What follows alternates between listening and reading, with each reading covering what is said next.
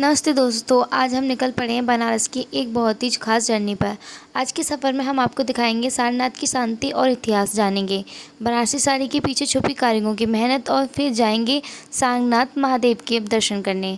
तो चलिए बिना किसी देरी के शुरू करते हैं हमारे आज का खूबसूरत सफ़र बनारस के साथ।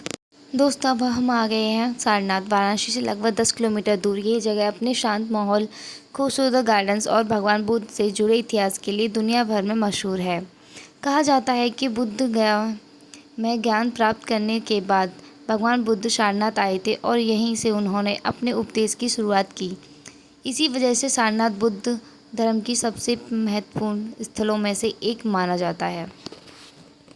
और अब आप मेरे सामने भगवान बुद्ध की ये भव्य प्रतिमा देख सकते हैं।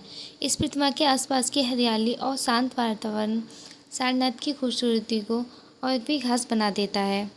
यहाँ आकर सबसे पहले जो चीज़ महसूस होती है वो है सुकून। बनारस की भीड़ भाड़ से थोड़ा दूर ये जगह कुछ पल रुक कर खुद को फील कराने जैसी है। तो अगर आप वाराणसी आ रहे हैं, सारनाथ को सिर्फ एक टूरिस्ट प्लेस समझकर स्किप मत करिएगा। यहाँ का इतिहास और इसका शांत माहौल दोनों आपको एक अलग ही सुकून देंगे। सारनाथ की शांति और इतिहास को फील करने के बाद अब हम बनारस की एक और ख़ास पहचान से मिलने जा रहे हैं। दोस्तों बनारस साड़ी सिर्फ एक खूबसूरत कपड़ा नहीं है, बल्कि ये बनारस की कला, परंपरा, कारीगरों की मेहनत की पहचान है। आप देख सकते हैं कि कैसे एक एक धागे को कितनी बारीकी से बुनकर डिज़ाइन तैयार किया जा रहा है। इस काम के लिए सिर्फ मशीन चलाना ही नहीं, बल्कि बहुत पेशेंस, प्रैक्टिस और कला की ज़रूरत होती है। जो साड़ी हम दुकान पर कुछ ही पलों में एक खूबसूरत आउटफिट के रूप में नज़र आती है, उसके पीछे कारीगर की घंटों की मेहनत होती है। हर डिज़ाइन के पीछे एक कहानी होती है और हर धागे में एक कारीगर की मेहनत जुड़ी होती है। इसी वजह से बनारसी साड़ी की सिर्फ अपनी एक अलग ही पहचान है। बनारस आकर घाट और मंदिर देखना तो सब करते हैं, लेकिन बनारसी साड़ी की पीछे की ये कला देखना भी अपने आप में एक खूबसूरत एक्सपीरियंस है। दोस्तों अब हम सारनाथ से कुछ ही दूर स्थित शांगनाथ महादेव मंदिर की तरफ आ गए हैं। बहुत कम लोग जानते हैं कि सारनाथ का नाम भी इसी शांगनाथ से जुड़ा हुआ है। माना जाता है शारंग का अर्थ होता है हिरण और नाथ का अर्थ होता है स्वामी या भगवान, यानी सारंगनाथ हिरणों के स्वामी।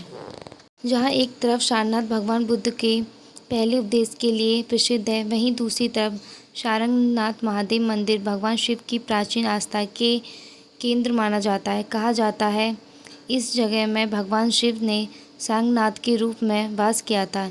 इसी वजह से इस मंदिर का नाम सारंगनाथ महादेव पड़ा। सावन के महीने में यहाँ हजारों श्रद्धालुओं दर्शन के लिए आते हैं। मन को शांति मंदिर का शांत वातावरण और महादेव की दिव्य मूर्ति लगता है जैसे बनारस की आध्यात्मिकता और भी गहरी हो जाती है। सबसे खास बात यह है कि इस जगह पर बुद्ध और सनातन परंपराओं को दोनों की छाप देखने को मिलती है।